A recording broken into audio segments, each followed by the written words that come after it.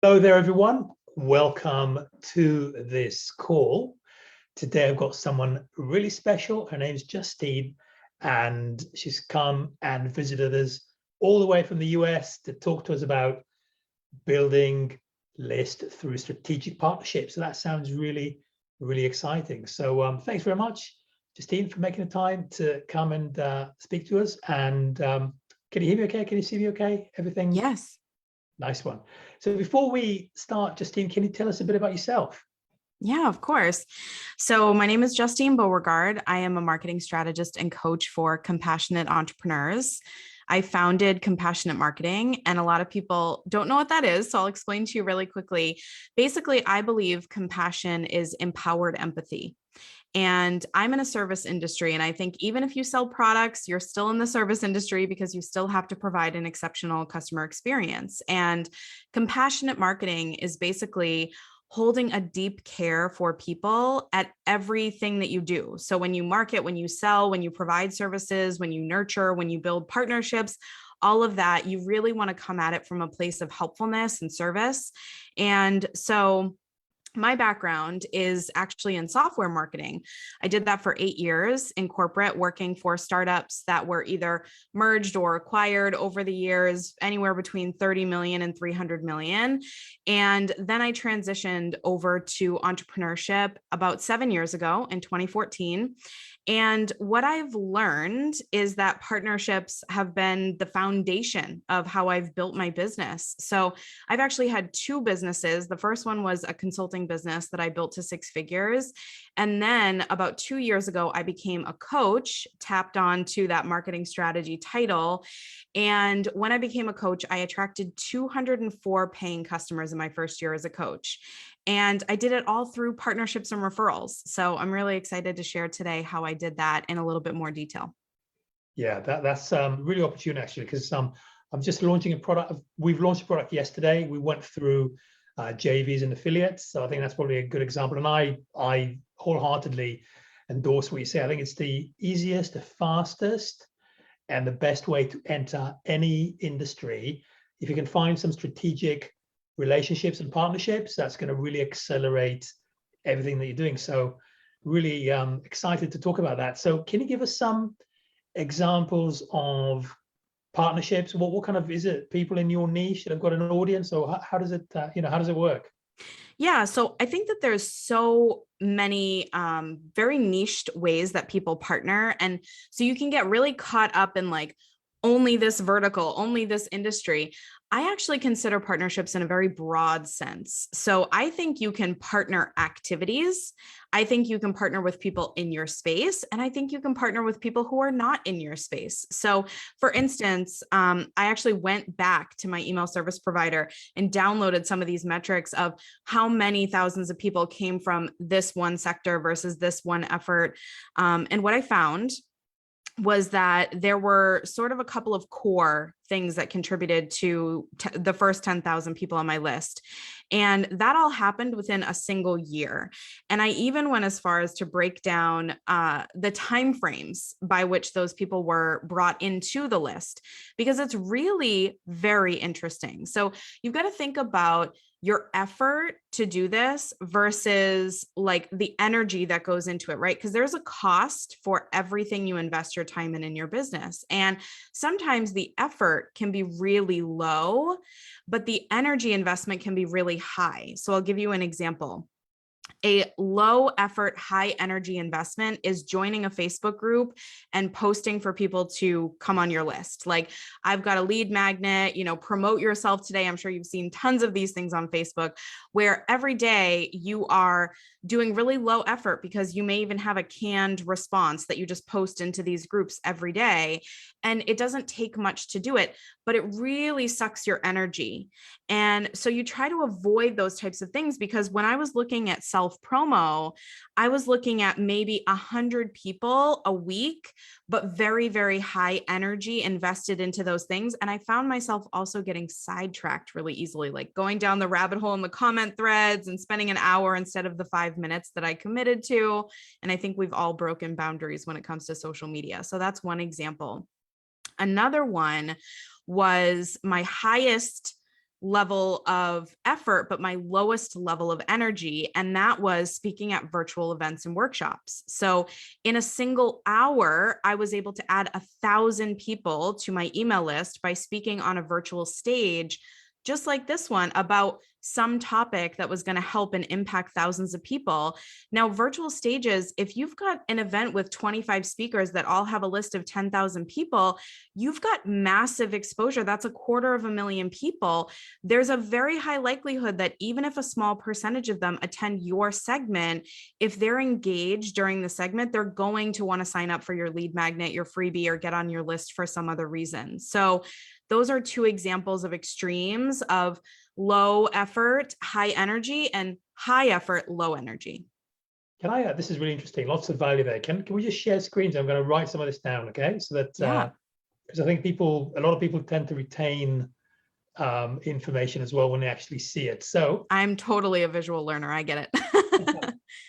Right, and I've got my little zippy jot here. And so what we're saying is, so we're looking at, is it leveraging? Is that the right word? Or is it, but probably is, isn't it? Leveraging other people's sort of, I don't know. Other people's audiences? Yeah. So leveraging audiences, other people's audiences. I also like to think about it as building your business on the backs of giants. I think that is a Napoleon Hill concept from, Think and Grow Rich or something. But there is this thought that there are people in every industry who've been doing this probably longer than you, right? Coaches who've been doing things longer than me. I'm always like, who are those people? Where do they spend their time and effort, and what audiences have they built? And then, you get to decide when is the right time to build authority and create your own audiences, versus in the very beginning, it's so much easier to just build your business on the backs of giants. These people who have already invested tens of thousands of hours and dollars into building these massive, amazingly engaged communities, and they've put in all the effort, and you're starting from ground zero. Sometimes it's really good to hold off on the authority building and the audience building of your own, and really focus on what can I do inside of these spaces to learn how effective they're becoming and what's the reasoning behind that, and B, how can I create connections so that I can grow my audience that much faster when I finally decide to kind of make that transition. Okay. Yeah. Nice one. Was it high energy, low effort, or high energy, low results, or what was so high energy, low effort is sort of, that's the example of the Facebook group where you're spending a lot of your energy, but it's not a lot of hard work to go build leads. So that's like really direct efforts. I would think about it more as like, that is very outbound marketing, right? That's very like high effort or high energy spending out there. And then the other one would be more inbound marketing. Like the effort is high because you've got to put together a presentation, you've got to, do all these things to build relationships and find the opportunities and all of that. But it's very low energy because once you show up for 40 minutes, you're done. Right. So speaking at events, for example. Okay. Yeah. So you've touched on two types of synergies. The first one is if we look at it kind of in terms of the key, right? So we need to have a key to unlock someone's audience. So the first one is getting to groups, and that's an easy key to get, isn't it? Because, for example, in our group here, the one that we're talking in today, there's 2,800 people in there. They need to purchase something, or generally if they purchase one of my products, they get in, right? So it's pretty simple to get in. But they don't have to be an authority. They don't need to have published a book or anything like this. Whereas, speaking at events, you need to be kind of a person of authority, someone who's going to be attracting an audience, someone that people are willing to pay to see, or whatever, something like that, right? Well, here's what's really interesting about that. So I have a podcast called Ask the Marketing Expert, and there's a whole episode dedicated to when you should build authority in your business. So the key about this one, most people have it backwards. They think I'm just going to go, yeah, I mean, it's a little bit high effort, but it's low energy. I'm just going to go get those speaking engagements. Why not? Right? I'd rather do that than spend all my time in Facebook groups. The flaw with that is that you have to have built your own audience to a certain level for those events to want you, right? You've got to have like a track record of success, something that's going to draw people to you and want you to speak. If an event with tens of thousands of people is only selecting 25 speakers, if you have an audience of 12 people, they're going to pick someone else over you, because the entire point is to basically balloon their own audience that much more by leveraging the audiences of smaller people, right? And collaborating in an intentional way to grow their own business and brand and awareness for their offers. So it's sort of a chicken egg scenario. I think the same thing happens with writing a book.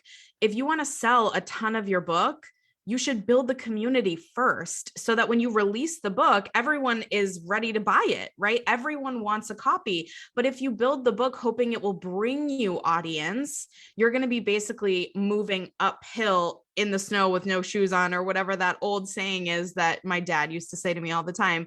You know, it's just this very, very high energy investment into something where you're spending a lot of time trudging through the mud trying to do it, where it's actually quite easy to build your own audience, leveraging other people's audiences. It's sort of like a bell curve, right? Like you spend so much time in other people's audiences, you build yours to a certain point, then you can start to sustain on your own and kind of move and transition into the really low effort and low energy list building ongoing activities. Right. Okay. So you need to be building a community first. And then with that, it's almost like having an asset. With that, you can actually go out and say, look, I've got this community. Do you want to feature me? Basically. Yeah, theoretically, or, you know, beyond that community, it's like, because they're going to ask you, and just this is kind of going beyond the realm of just email marketing and partnerships, but when you get speaking engagements, they're going to want to know how many people are on your list, to know how many people you have access to for social media, because part of your agreement for speaking engagements is to promote their event to your audience. So some events, they might even say like, you sound amazing. I love your resume. Tell me more about your audience. And what they're really looking for is, do you have enough people to hit our lowest threshold? And often it's 5,000 to 10,000 people on your email list to start with at a very bare minimum event. Right. Okay. So is there a way to, I mean, some of the people are going to be watching this are going to be complete newbies. They have no community, they have no audience. They want to start somewhere. So is there a way to leverage someone else, almost like what we call piggyback in the launching space? We call it piggyback on someone's list, because we, you know, they basically send our product to their list. Is there a way to do this when you're just starting out? Yeah, of course. So here's the thing. Whenever someone comes to me and says, I have nothing to offer people, I'm always like, that's incorrect. You've got something to offer people. You just don't feel like it's good enough, right? And so you've really got to mine the assets you have available to you, and not just public assets like how many people are on your social media profiles or how many people are on your email list, but what do you have that is of tremendous value to the person, right? If you're asking for the opportunity to speak in front of 100,000 people on a virtual stage, you've got to assume I've got to bring, I just say this to myself, I've got to bring $1 worth of value for every person. So that's $100,000 worth of value. What does that look like? What does that feel like? And when you explore that, you might find, you know, maybe you have some micro influencers that you partner with and you say, hey, I'd love to do a social media swap. I would just like to introduce myself to your audience and provide them with some really high value tips. And you can come onto my page and actually promote your paid products and services, right? So automatically they're getting the opportunity. Even if you've only got a following of like 500 people, that's still 500 more people that are totally aligned. And you've done your research and said, these people want what you're offering, and come up with creative ways to provide value to them that goes beyond the surface of what's available. people. So you're always looking for, how can the very first thing you do when you reach out for partnerships, you speak to them as, how can I provide you with value? You never ask them for anything until you've offered them something that is so tremendous in value. They're like, oh my gosh, what do I need to do for that? That sounds amazing, right? Right. So for the first thing you go to someone cold and you say, how can I offer you value? What is it that you need to make this meeting, this engagement, this product, whatever it is, what is it that you need in order to make it a success? Yeah, I like to think about it like leading with a compliment. So an example of a dialogue and things that I've actually sent to people before, I do a little bit of research, right? I will look at their profile. I'll be like, oh, they've got like 3 times my audience. I wonder how I could approach this. And I start to get creative with it. I look at some of their old posts. I look at some of the people commenting. I'm like, there's a lot of overlap in the hashtags that we're using. There's a lot of overlap in our content. So I'll reach out to them and I always compliment them first, right? That's just kind of a trait of mine. Every time I go to the grocery store, every time I go to the bank, the first thing I do is find something about that person and compliment them because it makes people feel good. Why not do it, right? It takes no effort. So I will often say something like, oh my goodness, your past 10 posts on Instagram have been so amazing. I think my audience would really benefit from the value that you're providing on your own page. I'm wondering, like, is there something that you're looking to share or that you would like to broaden your audience or exposure with? Like, I'm happy to open up my Instagram to you so you can get exposure to my audience. And usually when you come at it from this place of like, I love your stuff and I want to add value to you, that person will be like, oh my gosh, thank you so much. Is there anything I could do for you? It's almost like a reflex. Human behavior, we're very social creatures and we're very servant oriented usually. And depending on the industry that you're in, like I'm in the coaching space, there are a lot of people I'm connected to on Instagram who are very similar to me. They're compassionate, they're kind, they're service oriented. So when I reach out to them and say, I love what you're doing, is there anything coming up, like a launch or something that you'd like to leverage my audience for? How can we collaborate? Like this would be such a fun opportunity. And sometimes it's a no. And sometimes it's a, oh my goodness, yes, how can I offer you value? And sometimes it's a, oh my goodness, yes, and that's it. And then you've got to get into a little bit of the, what do I do next? Do I ask them right away for some sort of collaborative opportunity? Or do I kind of leave it at that? Do I create an opportunity for myself later where I say like, oh, my audience has been loving your content, hoping you're getting lots of sales. Now that it's been a few weeks, I'm wondering, like, is there anything you've got going on that maybe I could leverage your audience for? And then just kind of see what the opportunities are that are available to you. I mean, the end goal is once you've decided that you want to trade, you've got to be creative and, for lack of a better word, pretty relentless with some people in making sure that there is like the symbiotic relationship happening. And if it's not, it's okay. Right? You go into it desiring to serve your audience with the most value.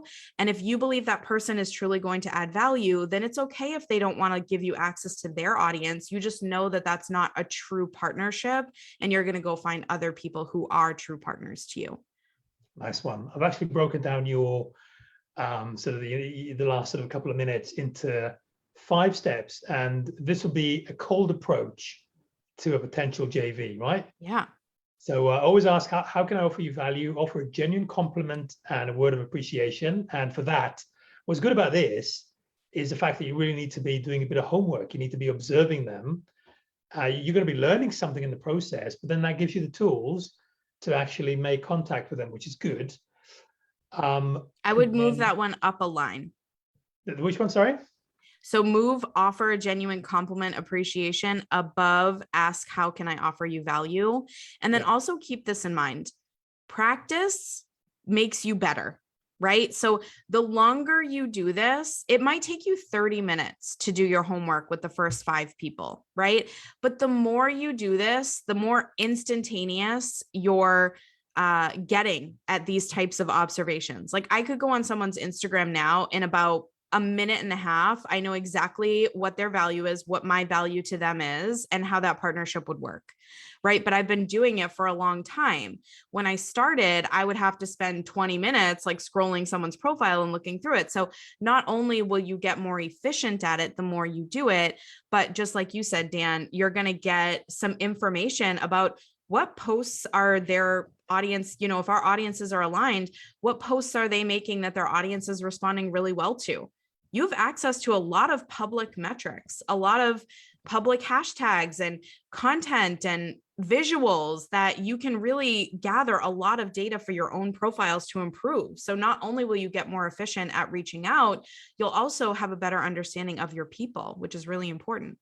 Yeah, absolutely. And in terms of, you've mentioned public information, there is one called Social Blade, which is a good one for engagement on Instagram, isn't it? That's kind of the holy grail almost. And as you said, hashtags and the such like. So I've added another one as well. You need to identify who you want to approach. So you need to be sitting there with a, you know, with a paper and a pen and just making notes and maybe coming up with maybe 10 different names, and then, you know, doing that. So for a genuine compliment and appreciation, always ask, how can I offer you value? Hopefully they're going to reciprocating. And also I've added something as well that's kind of in between the lines, is don't be afraid to ask, you know, because unless you ask, you're not going to get it. So I just do it, and it's going to be a numbers game, isn't it? And I think most people either don't ask or they don't even start.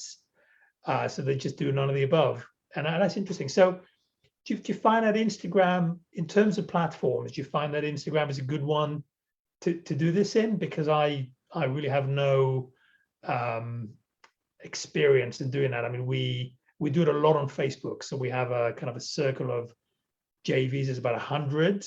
And we, you know, we kind of work with them. But did you find Instagram is a good place to go out and reach to people? I mean, here's the thing. You've got to pick your focus platform, right? If everything you're doing is on Facebook and you want to grow your audience on Facebook, then that's where you want to hold those, you know, kind of social media collaboration calls or videos or anything like that. When I started my business, I was all about Facebook. 100% of my effort was there. I grew an audience of 5,000 people in a year. And then I said, okay, I've pretty much built this to self-sustaining. Every week I get about 50 to 100 new members in the group. It's growing itself. Facebook is recommending the group. I don't really have to do anything there. So now I'm going to switch my focus platform to Instagram because it integrates with Facebook. And I have a lot of audience building that I've been doing on Clubhouse, which was another way that I built my list, which I'm happy to talk about. But Clubhouse is connected to Instagram, and I'm not a fan of Twitter. So that's just a personal preference, right? Like if you're a fan of Twitter, go on Twitter. If you love video and you're all about TikTok, like that's a massively growing platform. It just outperformed, what was it, YouTube on the number of videos viewed every single month. It's insane, the amount of audience growth that's been happening over there. So it really depends on how you're kind of funneling people through to your offers. Are you really focused on Facebook? Because that's probably the best place. If you are doing collaborations on Instagram, but you're looking to grow your Facebook, or you're, you know, spending all of your time on Instagram doing these collabs, and then you're kind of leaving your focus platform of Facebook in the dust, then you've got to be really mindful of that, because growing your email list strategically and having the least amount of steps in your funnel is really important as well. So there's a lot of considerations to be had. But for me personally, having been focused on growing my Instagram over the past 2 or 3 months and really seeing some massive changes over there with some social media collaborations, I would say, yes, it's effective, but every single platform can be equally as effective. Hey, let's talk about Clubhouse for a bit, because I'm really fascinated by them. I keep hearing there's Russell Brunson, who he's really plugging that away. So this is two things I wanted to say about it. First of all, it's just for voice, right? It's a voice. It's almost like a podcasting thing where you're putting an MP3 or whatever. So it's a voice-enabled technology, right? Clubhouse. Yes, it is a voice-based platform, but they did just add some back channel messaging component to it. So you're able to kind of have both depending on how proactive you are. Okay. And the other thing is you can only join by invite. Is that right? I don't think that's true anymore. Right. So since Okay. they've opened it up to Android users and then the platform has scaled, they've actually seen some slight decreases recently in their user counts. So I think they unlocked and opened that up, but I'm not 100% sure because I've just been on it for so long and everyone that I know is already on it. So I don't think about invites anymore. Right. So it's that's the other thing I was going to say is it used to be just the iPhone, but now it's open to Android as well. It is. Yep. Oh, nice one. Okay. Well, I'd look forward to joining that because I just happen to have an Android and I could just never join. So is it Same. I actually bought an iPad so I could get on it. And the month after I bought the iPad, it came out for Android. And I was like, man, now I've got this iPad that's just sitting around my house somewhere. oh, crazy. So is it a good place to build an audience? I mean, is it busy? I mean, here's the thing about Clubhouse. I do not have my own space on Clubhouse, and I have over 2,000 followers and about 3 months of effort on the platform. So you can reach pretty massive exposure pretty quickly if you get yourself locked in with the right partners, right? So Clubhouse for me was a massive partnership tool. I think I created my account in March, but I didn't really get involved in the platform. I tested out like 1 or 2 rooms and then I wasn't really getting any traction. And I was like, okay, I've got to be strategic. I've got to find the biggest room for entrepreneurship that I can find and insert myself into that room. Right. So I started scouring the rooms. I would spend like kind of fragments of my day. I would go on in the morning and see what was available in the morning. I would go on in the afternoon, see what was available in the afternoon. And then I ended up stumbling on this room for $1 Million Earners. And it was a marathon room that went on for over 80 days, 84 days or something like that. Complete marathon. The room never stopped. It was the longest running room in Clubhouse. And when I went into this room, I went on stage and was just going to do a quick intro, and someone was asking a question that I knew the answer to, and I had a really good response. It was about marketing. And so I raised my hand and said, I have some feedback for this person. And the leader and facilitator of the room said, yeah, you're welcome to chime in. So I gave my 30 seconds of advice to this person, and the leader of the room was like, I'm going to give you a moderator badge and keep you up on stage in case anyone else has questions, because that response was really good. And then that's kind of the beginning of my exposure on Clubhouse. I came in about halfway through their marathon. There were hundreds of people in the room every day, and almost all of the questions were about marketing, branding, or sales, which is my area of expertise. So I would answer the questions, provide feedback, and people were blown away with the amount of progress they were making. And they would come back to the room and they would ask for me specifically. And so I started making it a part of my marketing actions. And not only did I grow my email list by about 1,000 people a month in that Clubhouse room, but I also was able to create $40,000 of revenue that was completely unplanned just in the past 3 months from using the platform. It has been phenomenal for my business. Wow, that's insane. Maybe we should have another conversation at some stage about Clubhouse, because that sounds like an amazing little platform. It's really great. Yeah. I wrote an article for Entrepreneur Magazine. I'm an executive contributor over there. And I wrote an article that talks about 3 different people. One person went from homeless to thousands of dollars of revenue from Clubhouse in a couple of weeks. Another one created a really beautiful sort of membership on the Clubhouse platform with private rooms, like that. People are getting really creative over there. It's very fun. Nice one. Justine, why don't we just pause for a minute and let me have a quick look to see if there's any questions come through. Now, for this, I need to use my phone because I still haven't figured out how to do it on the actual screen. So just bear with me. I think Facebook doesn't help. So let's see if I can figure this out.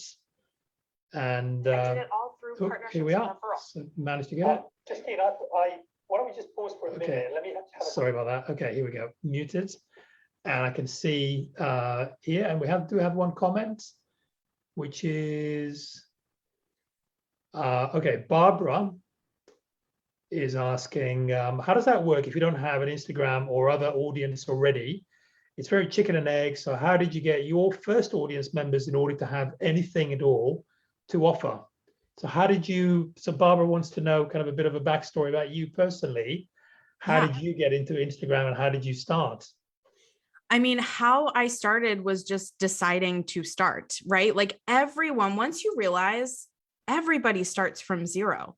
No one just walks onto Instagram with 100,000 followers, right? Like every time we do something, we're new at it.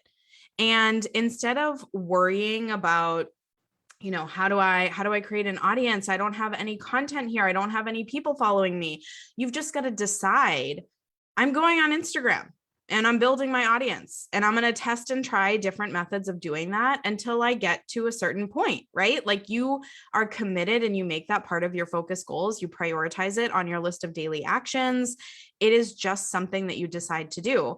With Instagram specifically, I use something called the 180 method, and it is not mine. It is something that Gary Vee actually developed. And it's a really smart way of going about Instagram where you focus on creating hashtags that are amazing for your industry. You're automatically already using those on your profile.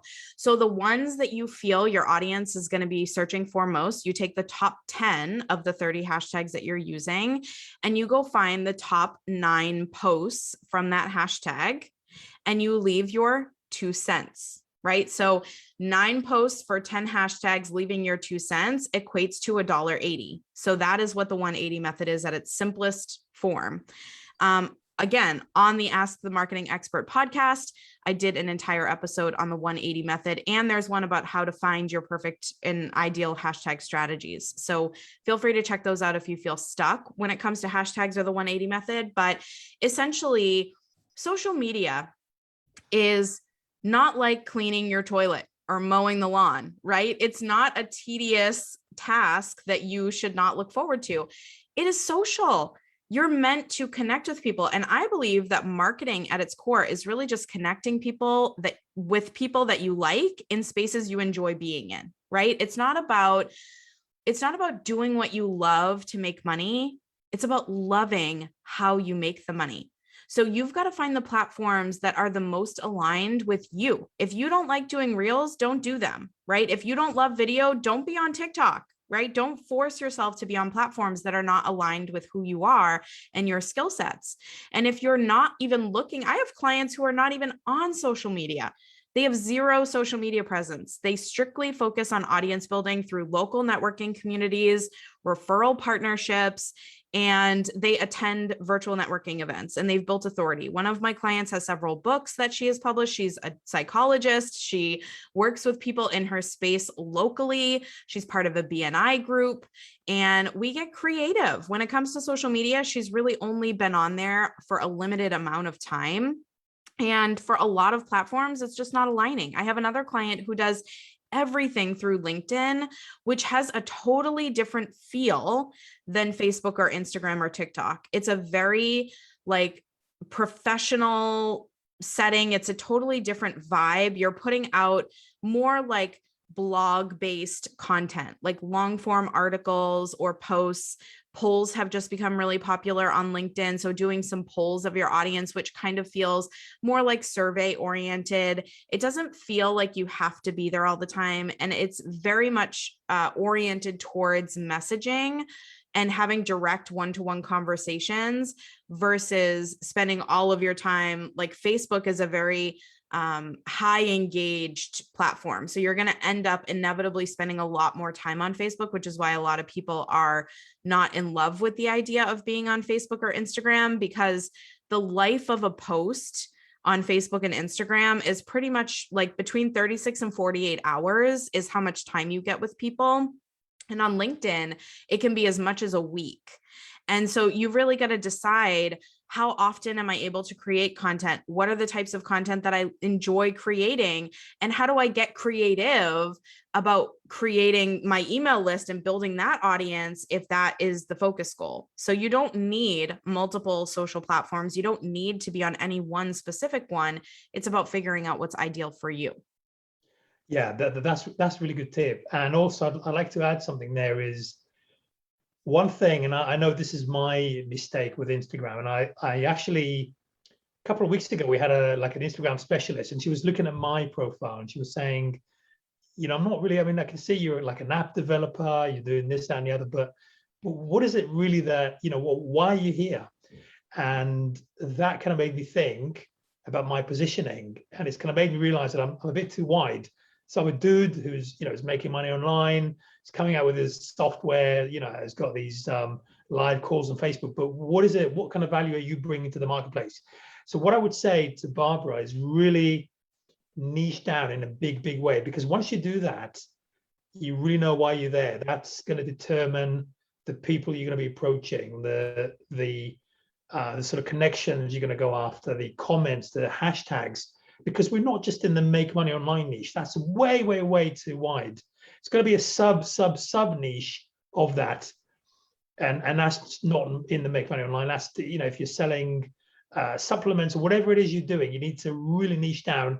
And that's going to give you energy to actually go out and find the right contacts and then make connections with them. So that's something I would just add to what it is you said, but that's really good.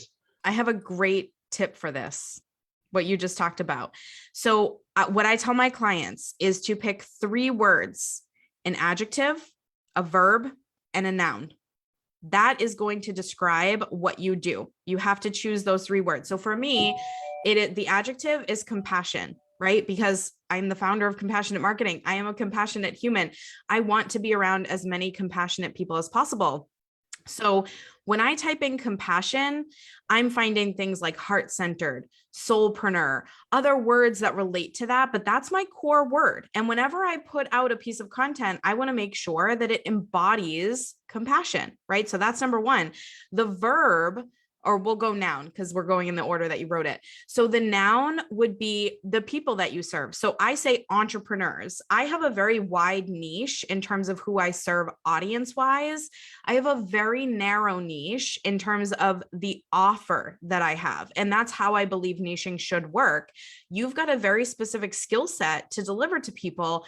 What is that skill set? Because it will automatically weed out all of the people who don't need what you have to offer, right? You're providing a specific solution to people.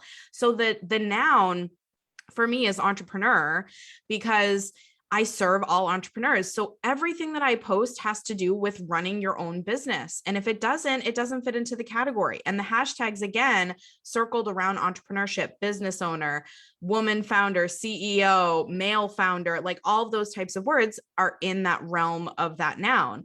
Then the verb that I choose depends on what I'm talking about at the time, but it could be selling or marketing or branding, because those are my 3 verticals that I really have expertise in. So when I do a post, I want to make sure that those 3 verticals are really well represented. So if you think about it like this, it will be really simple for you to create high value content, because you're hitting all 3 and there's never an overlap with the 3.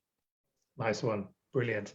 We had another question here. That's probably a good place to sort of bring the call to a finish. And that's Barbara wants to know, where did you say you created a podcast about that? So why don't we put down, if people want to get a hold of you for any sort of consultancy work or anything, because you have really been giving us a huge amount of value here.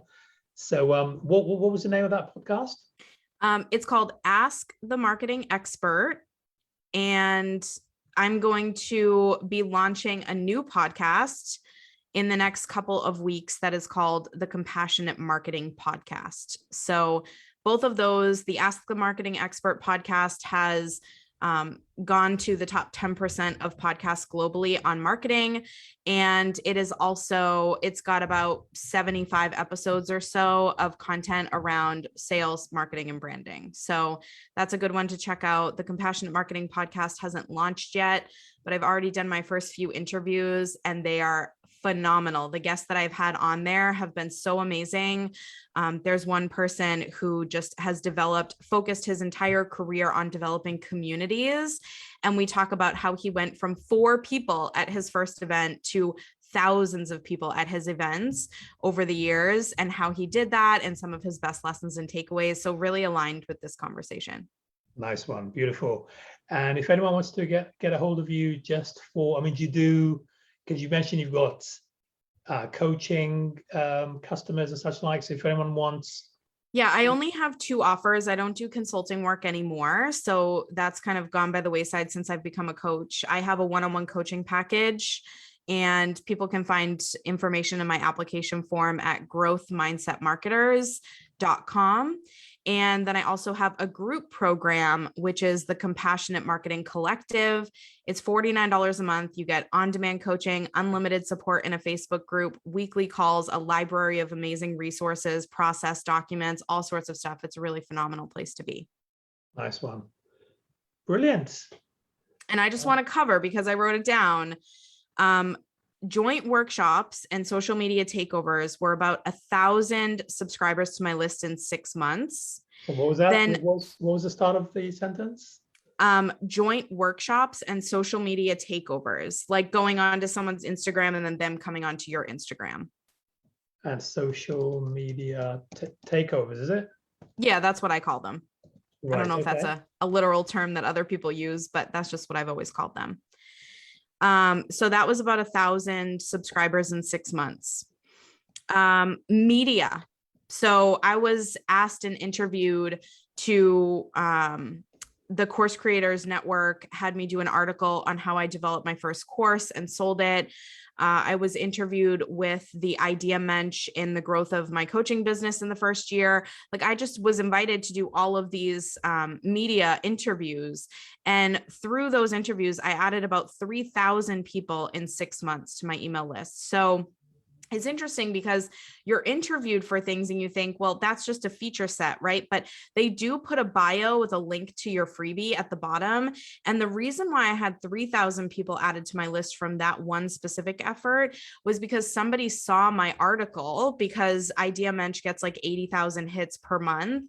And they saw my article and said, oh my gosh, we downloaded your freebie. It is absolutely amazing, which, by the way, has been the same freebie I've used for over a year. And it has gotten people massive growth. So I still use it and I still get hundreds of downloads a month from it. But that one interview led someone to find that freebie link and ask if they could promote it on their site of 100,000 people, 100,000 monthly views. And I've gotten a ton of downloads just from that one exchange. So you never know, it might not come directly from the effort in the way that you were thinking, but all of these types of things really open you up to, those opportunities. And the last one that we didn't cover yet was partnered concepts. So going back to that idea of the funnel is developing your own Facebook group. With my Facebook group, out of the almost 5,000 people I have in that group, 4,000 of them gave me their email when they joined the group. So as you have these concepts of like, I want to create a Facebook group, think about how you can weave in the email list to those efforts. I want to create an Instagram, link in bio. I want to create a Facebook group, link in the qualifying questions to join. I want to speak at events. Ask them if you can share a paid or free offer at the end of your discussion.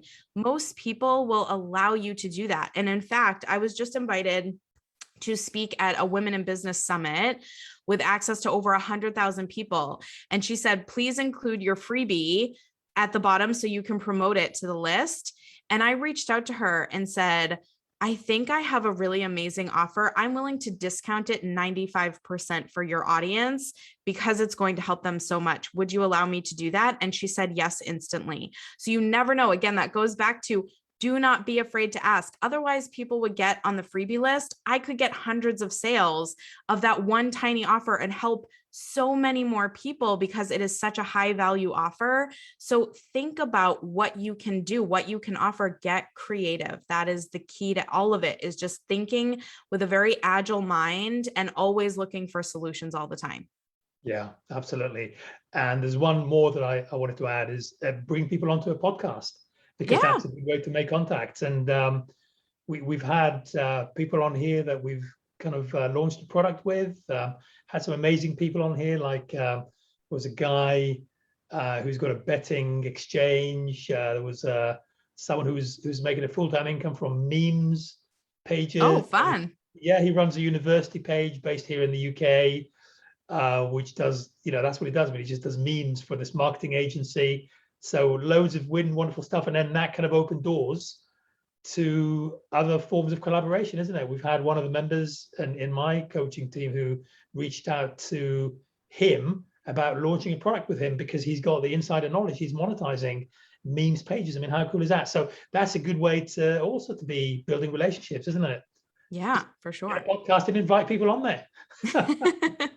That's very true. Yep. Nice one. And we have another question here from Barbara. Do your podcasts connect to Clubhouse in some way? No, I don't do that. I've opted out of doing that because I don't have my own room. So I don't have a place to host my own content like that. I go into Clubhouse strictly to participate in Q&A sessions and add value to people live. It's basically like hot seat coaching is what I do over there. But I've seen a lot of people start to integrate their podcast with other platforms. I upload all the videos of my podcast to a YouTube channel. I just launched my YouTube channel in preparation for this new podcast being released. So I've been uploading all of my past episodes of Ask the Marketing Expert onto YouTube, and I'm going to be building out the YouTube channel to have that content be searchable because YouTube is the #2 search engine. But outside of that, you could do live streams on Facebook and Instagram.